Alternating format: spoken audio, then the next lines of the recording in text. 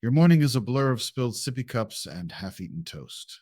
You step into the next room for just a moment. From the living room, a sound like a car backfiring. Except it came from inside your home. You run back. Your toddler is standing next to a nightstand drawer. A handgun rests on the carpet. The obvious explanation is that you left it unlocked. But the real reason that shot was fired is far stranger. It has little to do with locks or parenting or even accidents. It has to do with a design choice made decades ago. Your handgun is built with a trigger that a child can pull, not a strong child, a 3-year-old child. And that fact is why, in the United States, a toddler shoots someone about once a week. You may have heard that statistic before. It sounds like a fluke. But it is not. It is the direct result of a specific engineering decision. And once you see that decision, you cannot unsee it. So let us go back. Back to the time before the light trigger took over. Rewind to the 1950s. A police officer's duty weapon was a heavy revolver, something like the Smith & Wesson Model 10. To fire it, he had to squeeze the trigger hard. The pull weight was 12 pounds. 12 pounds.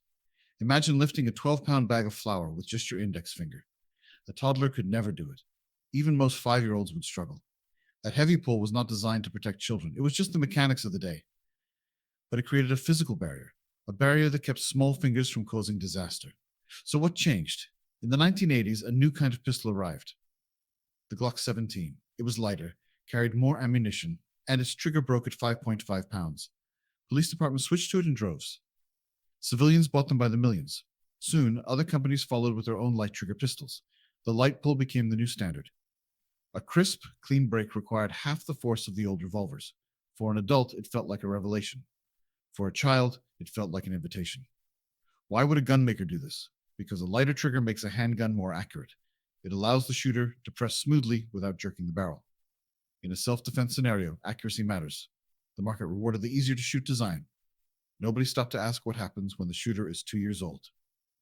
Dr. David Hemenway runs the Harvard Injury Control Research Center. He spent years tracking accidental shootings by young children. His team found a chilling pattern. The age of the shooter kept falling. It was no longer just teenagers mishandling guns. It was 3-year-olds finding a weapon under a couch cushion. And the connection was not just access. It was the physics of their tiny fingers. Hemenway's research showed that most modern handguns share a crucial trait.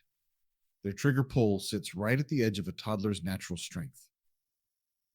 A Glock 19, one of the most popular pistols in America, breaks at 5.5 pounds. A Smith & Wesson M&P Shield breaks at 6.5 pounds. A Sig Sauer P320 breaks at about 6 pounds, all well within range of a small child's index finger. So just how strong is a toddler's finger? The answer tightens your chest. A study published in the Journal of Hand Therapy measured finger forces in children aged 2 to 4. The researchers found that a typical 3-year-old can exert a sustained pull of 7 pounds with the index finger alone. That means a 5-pound trigger is not just achievable, it is easy for them. Easy. Think about that. The same engineering that makes the gun friendly to an adult's hand makes it friendly to a toddler's exploratory grasp. And a toddler's grasp is not trained to avoid the trigger. When a child picks up a strange object, what do? They grasp it. Their fingers search for protrusions. The trigger is the most obvious protrusion on a handgun. It sits inside a loop perfectly sized for a small hand. It is a natural target for a curious mind. Dr. Matthew Miller is a professor at Northeastern University. His research team analyzed over a decade of unintentional firearm deaths. They found that in homes with children, the most common weapon involved is a semi-automatic pistol, not a heavy revolver, a light trigger semi-auto, the kind you can buy at any sporting goods store today. But the weight of the gun itself adds another layer to the danger. A full-size handgun can weigh 2 pounds. A toddler cannot hold it out at arm's length and aim, but they do not need to. They rest the muzzle on the floor, or a table, or even their own body. All their force focuses on that one index finger. They can even use both thumbs if needed. The physics are brutally simple.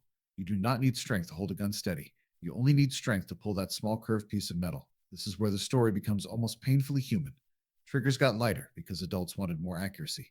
They wanted to defend themselves better. Law enforcement officers benefited from the faster follow-up shots. Civilian gun owners passed safety courses more easily with softer triggers. Gun stores stocked what sold. And what sold were guns that any adult could shoot well. As the triggers dropped, the accidental shootings by young children rose. It was not a conspiracy. No engineer sat down with the goal of making a gun a child could fire. But the marketplace ignored the predictable side effect. and the side effect was small bodies on the floor. In 2015, the American Academy of Pediatrics issued a major report on firearm injuries in children. The lead author, Dr. Elliot Nelson, wrote that the very design of modern handguns must become part of the public health conversation. That conversation never really happened. Instead, the market kept refining the light trigger. Many companies now sell competition triggers that break at 2 or 3 pounds. 2 pounds. That is the weight of a loaf of bread. With a 2 pound trigger, even a particularly determined 1-year-old might be able to register enough force. A 1-year-old. Let that settle. The industry also moved away from manual external safeties. Many of the most popular handguns have no lever to switch on or off. The only safety is a small tab in the center of the trigger itself. You must press that tab to fire. For an adult, it is instinctual. For a toddler, it is just another little ridge to press. The child does not know they are disengaging a safety. They are simply squeezing the thing that stands out. Now you can see the full picture. A light trigger, a lack of external safeties, and a toddler's natural curiosity. The result is a shooting about once a week. Sometimes the child shoots themselves. Sometimes a sibling. Sometimes a parent. Each of those moments begins not with malice, but with a small finger curling around a curved piece of metal. That metal traces its design lineage back to the early semi-automatics, and further back to the first time a gunsmith realized that a lighter spring made a firearm easier to use. The past is inside your nightstand. It sits in the drawer, waiting. You can buy a gun today with a trigger that feels like a computer mouse click. That is not much of an exaggeration. A 1911 style pistol in standard configuration breaks at 4.5 pounds. A new Glock breaks at 5.5. The average computer mouse button requires about 1.5 pounds. It is the same action, just slightly heavier. Your toddler has already learned to click the mouse. They can press the button on a toy phone. They can push the igniter on a gas stove, another 5-pound task. So why would they not be able to fire a gun? The only reason is the one you tell yourself, I keep it out of reach. But the design follows them around. Because the design assumes the user is an adult with judgment. Judgment is the heaviest safety of all. And a toddler has none. The prefrontal cortex, the part of your brain that stops you from touching something dangerous, is not fully developed until your mid-20s. A 3-year-old has no internal brake. They see. They reach. They squeeze. It is not naughtiness. It is neurology. So the light trigger meets the undeveloped brain. That intersection is where the weekly tragedy occurs. You can trace in the data. A 2018 study led by Dr. Kelsey Gastineau at Vanderbilt University examined the developmental profiles of children involved in firearm accidents.